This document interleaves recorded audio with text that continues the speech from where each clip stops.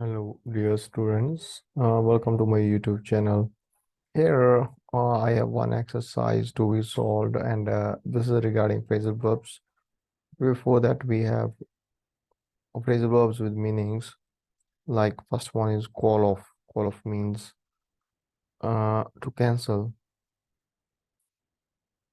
So here, I will read sentences, and we will find the right answer.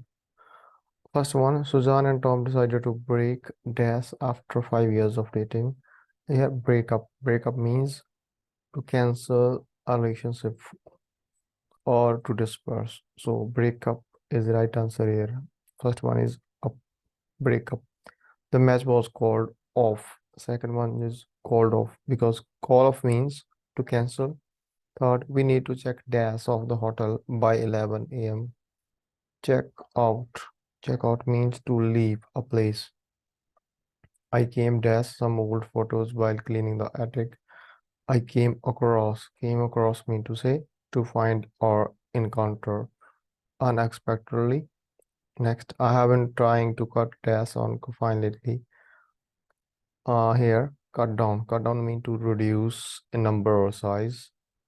Next, can you drop me dash at the airport? Drop off. Drop off means uh, to deliver or let someone leave a vehicle. While Sarah is on vacation, Megan will fill dash for her.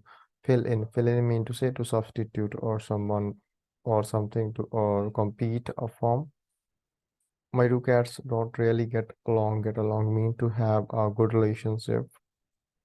Do you want to hang dash after work? Hang out. Hang out mean to say uh to spend time with someone. I didn't know the word, so I looked it in the dictionary. Look up into search for information.